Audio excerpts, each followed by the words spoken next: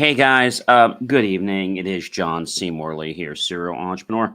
Great to be with you on IFYL Inspirations for Your Life.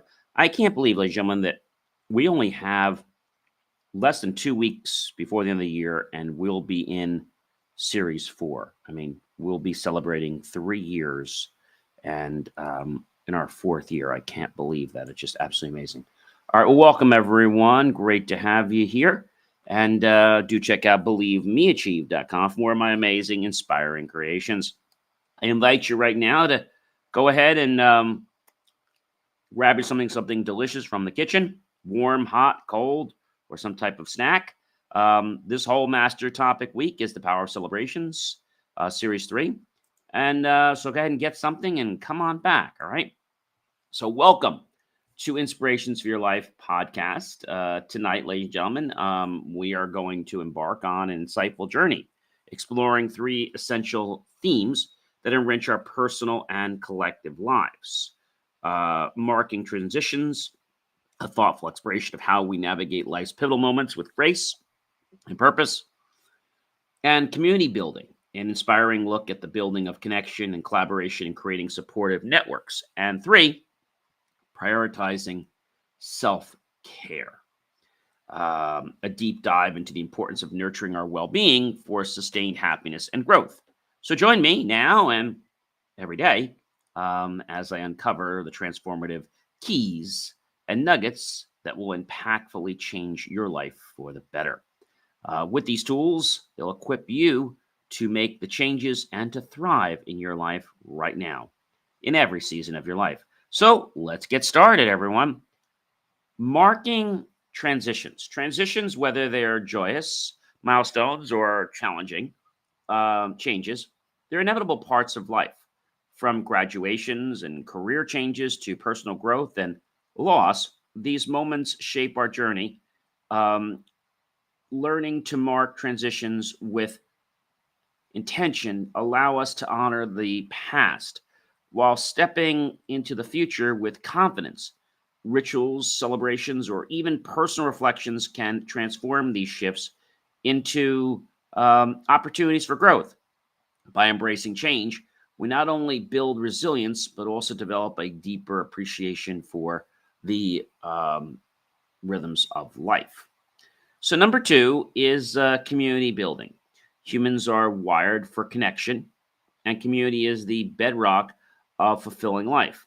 Building a strong set of communities is important, whether among friends, family, or colleagues. It fosters a sense of belonging and mutual support. Collaborative environments empower individuals, allowing us to share resources, celebrate achievements, and navigate challenges together. Acts as simple as organizing gatherings, joining interest groups, or extending a helping hand can transform isolated individuals into thriving networks. Community reminds us that we are stronger together, right?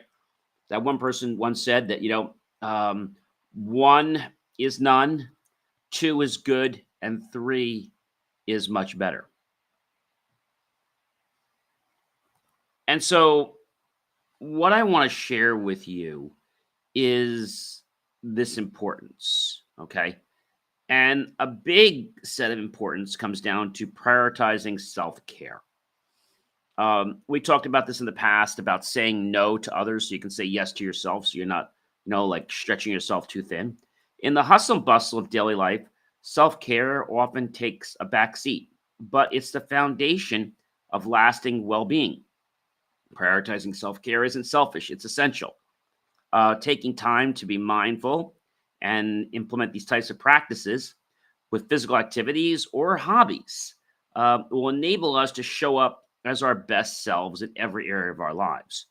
By setting boundaries, listening to our bodies, and nurturing our mental health, we cultivate a balanced life that sustains joy and productivity. Self-care empowers us to give more to others while maintaining our inner peace. We connect to become better. Now, as we're thinking about this whole thing, we're talking about celebrations. It's important to understand different kinds of celebrations, right? And to know that a celebration is an amazing time where we can just grow so much in our life. I mean, so very much. So if you think about now, maybe you're celebrating Christmas or Hanukkah or Kwanzaa or some other holiday. When you think about the holidays, all right, there is a lot that goes into celebration. Okay. And I have to tell you that it's very important that you get to understand what that means. And when you understand what that means, it's very important because it can change your life.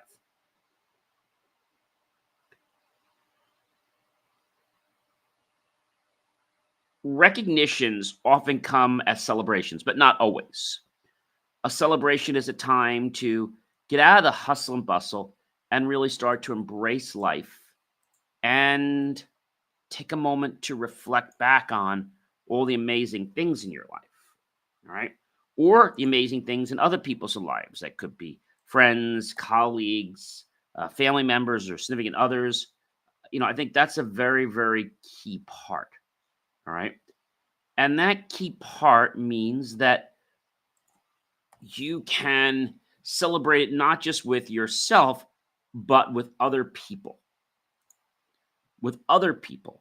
So if we learn that celebrations start with a common purpose, and with that common purpose, we can actually do so many different things.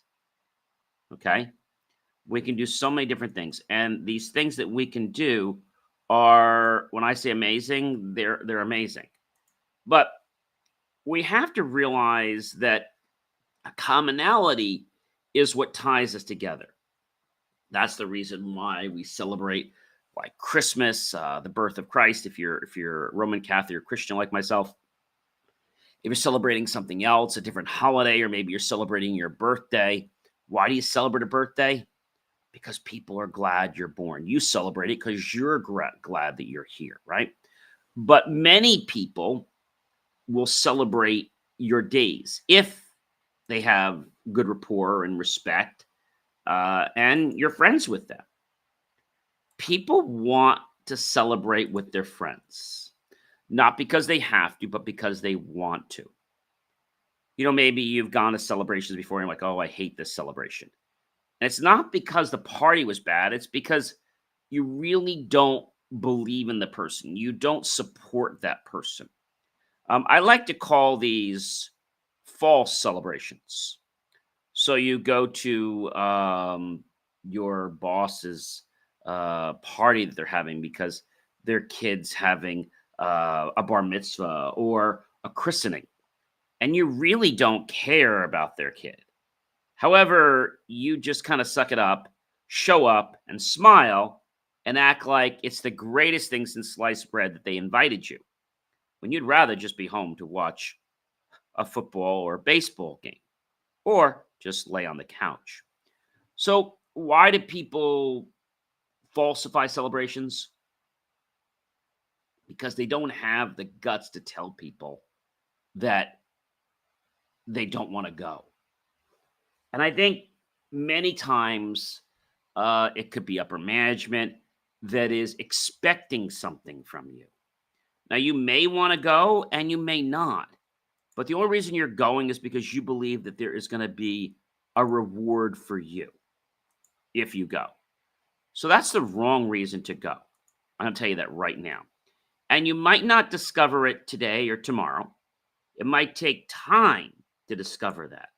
But when you discover it, that's when you start to realize who your true friends are, and that you don't want to go to an event just because it's an event, right? With the holidays, there's so many parties, right, that happen. But parties that you go to, do you have a good time?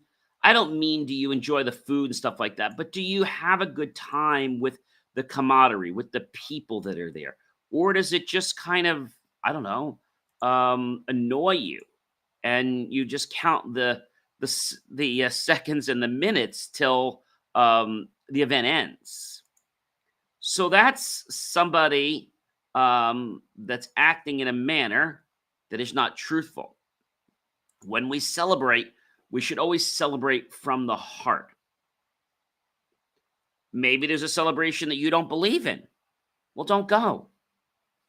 Don't make excuses like you're busy. Tell them that you don't want to go. Be truthful. Your friends will be there to celebrate with you all the time. But I just want to say to you that when you throw a celebration and your friends are too busy to show up, they're not your friends. They're hanging around you because of something you can do for them. That's what it is. They're hanging around you for that whole purpose. And if that is the case, then I feel that you will change the way you act. Whether you like it or you don't like it, you're going to act a certain way because you think that's the best way to be. All right? You think that's the best way to be, but it might not be the best way to be. So you kind of lead yourself down a road because you think that if you go down this road that you're going to be so great. And maybe you will and maybe you won't, but you're not going to have a great time at a party that you don't want to be at, right? Would you go to a baseball game? Would you go to a football game that you don't really want to be at? Absolutely not. So why are you doing it with this? Celebrations are meant to be with people that celebrate something mutual, right? If you're going out to celebrate, I don't know, Thanksgiving, but everybody else in the room despises Thanksgiving, well, it's not going to be a great party, is it? So we've learned a lot so far this week in celebrations, but I think what I want to tie together is tonight's lesson, which is understanding that we make transitions from one milestone to another, and that's the perfect time to celebrate. We celebrate because our community is growing. Humans are wired to connect with others so they can get a fulfilling life. When you connect with others, you know what it does? It opens the doorway to potentials that you didn't even know were there. And when we prioritize self-care, we actually celebrate again. So a celebration can be about you. A celebration can be about others. But the most important thing when you go to a celebration is that you celebrate for one main reason, and that is a common thing, right? A common thing. And so there's something common to the reason that you do that. If you don't do that, then I feel that's going to be a big problem. All right. It's a big problem because you are setting her up for something that you don't want to be at. But yet you feel that if you just suck it up, that you're going to learn to like it. No, you're not. You're just going to hate it more. So don't celebrate because you have to. Celebrate because you want to. You don't have to go to every celebration, but the ones you go to, celebrate with your whole mind, heart, and soul. Put your energy into it. Enjoy the party, whether it's dancing, singing, right? Enjoy yourself. Enjoy life. Ladies and gentlemen, I'm John C. Morley, serial entrepreneur. So it's such a privilege, pleasure, and honor to be with you guys on these amazing days and evenings. I hope you'll like, love, and support the channel. Comment below, tag your friends, colleagues, associates, and visit believemeachieve.com right now and check out all my amazing content. And don't forget to check out J Moore Tech Talk, which is on every Friday night, but you can also catch that off of believemeachieve.com if you've missed any of the episodes. Ladies and gentlemen, I hope you have a fantastic rest of your evening, and I hope that you appreciate the 3 reasons we've given you tonight to how and why you should celebrate. There's more reasons of celebration coming up tomorrow. Remember, this whole week is 21 reasons for celebration and how. Have yourself a fantastic evening, everyone, and I'll